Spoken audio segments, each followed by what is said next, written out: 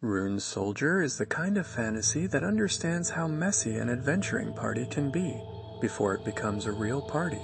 The joke is simple. The mage looks like he would rather punch the monster than cast the spell. That one contradiction already gives the series its flavor. Louis is supposed to be the magical support, but his body, attitude, and instincts keep dragging him toward the front line. The party around him matters just as much. A fighter, a thief, and a priestess do not accept him because he fits perfectly. They accept him because the road leaves them with very few clean choices.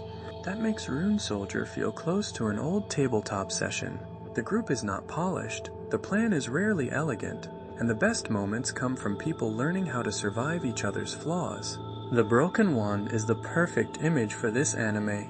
It says everything about a character who has learned magic but still reaches for brute force when the pressure rises. What makes the premise charming is that the comedy does not erase the quest structure. The ruins, monsters, and jobs still give the story that familiar rhythm of entering danger, making mistakes, and coming out changed. The fantasy world is not trying to look mysterious every second. It feels lived in. Taverns, guilds, small disputes, paid work, and the kind of trouble that begins before anyone is fully ready. For RPG fans, the appeal is the party friction. The classes are easy to read, but the personalities keep refusing to behave like clean character sheets. A wide dungeon shot should feel slightly ridiculous and slightly dangerous at the same time. That balance is where Rune Soldier can be more fun than a straighter fantasy quest. The risk is that Louis becomes only a joke. The anime works best when his foolishness is also tied to sincerity, loyalty, and a strange kind of courage. If the party keeps challenging him instead of only reacting to him, the comedy can turn into real growth. A bad teammate becoming a useful teammate is a very satisfying fantasy arc. The emotional turn is trust. Not instant respect, not romance, not grand destiny, just the slow realization that the loudest person in the party may still stand beside you when it matters. What I want viewers to remember is a party that looks wrong on paper but starts to work because nobody else would solve the problem the same way. Rune Soldier earns its place here because it is RPG fantasy with sweat, bruises, tavern noise, and human awkwardness instead of polished heroism. Next, we move from a chaotic adventuring party to one of the cleanest old-school fantasy templates ever animated. A cursed island, a warrior, an elf, and a war that feels like a campaign map coming alive. Record of Lodoss War is not unknown to fantasy historians, but for many modern viewers it still feels like a hidden doorway into the roots of anime RPG fantasy. The appeal is immediate. A warrior, an elf, a dwarf, a priest, a wizard, and a thief moving across a troubled island as if a campaign map has started breathing. This is old-school party fantasy in its purest form. Every character brings a role, but the world is large enough to make those roles feel mythic instead of mechanical. The island of Lodoss matters because it feels cursed by history.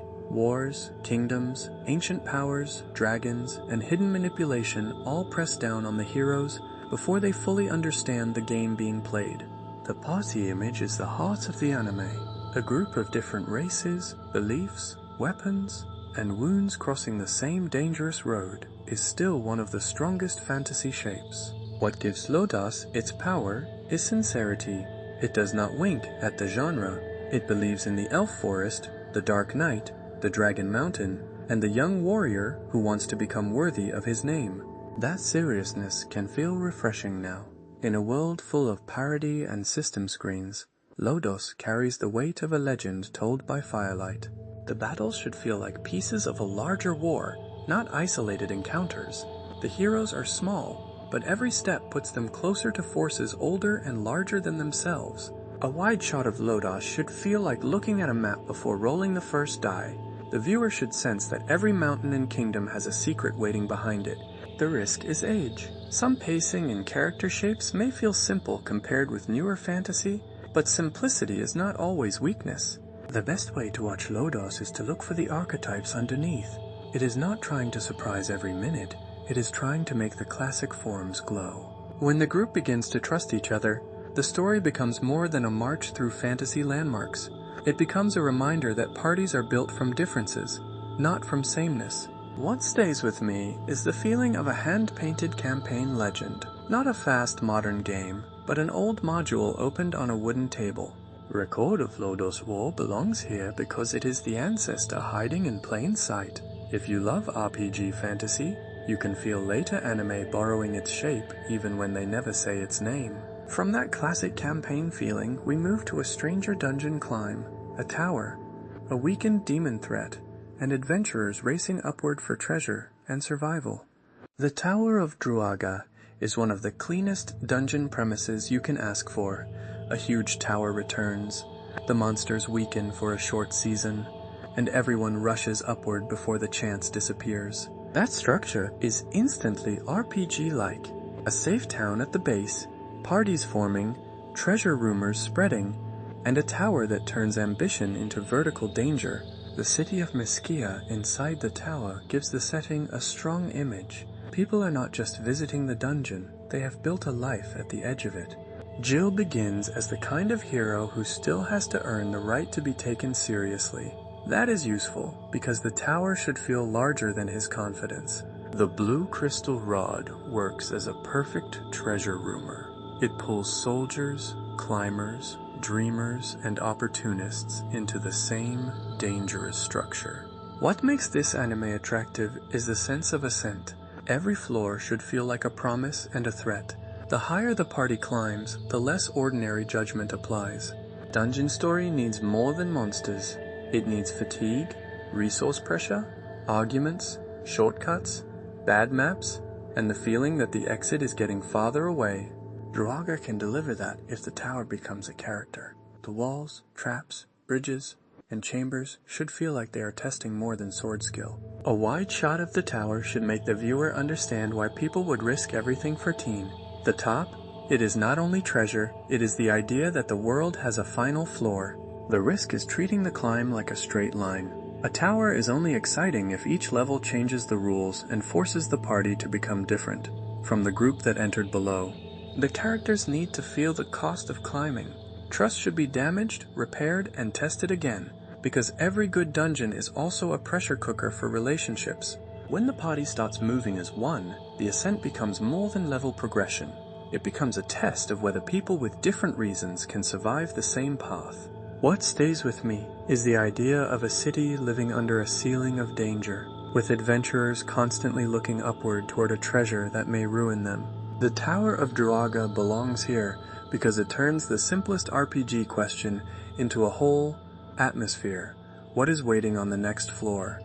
From a tower built for climbers, we move into a game-born world where classes, monsters, support roles, and old MMORPG feeling become the emotional language. Ragnarok the Animation carries the strange charm of early MMORPG fantasy. It feels like a world where every road begins near a town gate and every character is still, discovering what their class means.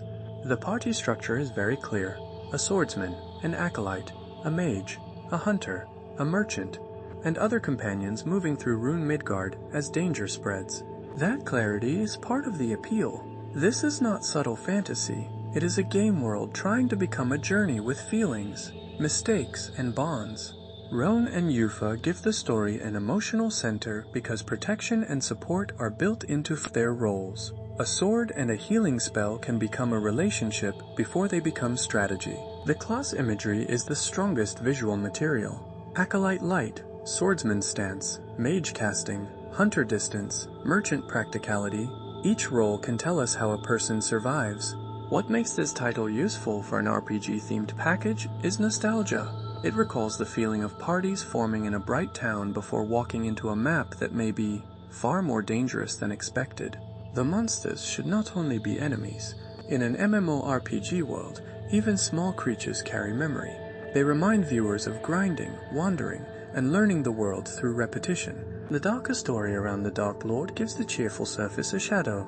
A game-like world becomes heavier when evil is not just another quest marker. A wide field shot can feel very powerful here. Open grass, distant ruins, small heroes, and the sense that the world map is larger than the party understands. The risk is stiffness. Adaptations of game worlds can become lists of locations and abilities if the characters do not feel alive between encounters. The anime works best when class progression also feels like emotional progression. Becoming stronger should mean learning what kind of person you are becoming. If the party bonds are treated seriously, Ragnarok can become more than a brand adaptation. It can become a nostalgic story about why people remember their first fantasy world. What I want from this title is the warmth of old online adventure, meeting strangers, choosing roles, losing your way, and somehow becoming attached to the map itself. Ragnarok the Animation belongs here because it captures a very specific RPG feeling. The moment a simple class icon begins to feel like a life. For the final pick, we turn the RPG language inside out. Instead of serious classes and dark ruins, we get a parody that understands old game logic so well that it can laugh at it with love. Magical Circle Guru Guru is the perfect final pick because it understands RPGs from the inside and still chooses to laugh with them rather than at them. The setup is wonderfully direct. A young hero, a magical girl, a demon lord, side quests, strange spells, and the feeling that the world is following old game logic with a smile. What makes it special is affection. The parody works because it clearly loves the games it is playing with. The jokes come from recognition, not from contempt. The young duo gives the story a bright center. They are not hardened warriors. They feel like children walking into a quest screen that is much bigger than they are. The magic circles are the best symbol. They turn drawing, mistakes, timing, and imagination into power, which is exactly the kind of simple visual idea that fantasy comedy needs. This anime can make a side quest feel important simply because the characters believe in it. That is very RPG-like. The silly errand becomes part of the adventure because the world treats it as real. The humor also depends on rhythm. A monster appears, a rule is announced, a spell misfires, and suddenly the familiar structure of a turn-based game becomes comedy.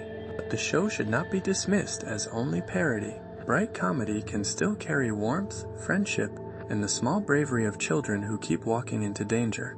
A wide map image should feel like a colorful game manual coming to life. Mountains, forests, towns, and monsters should look simple but full of invitation.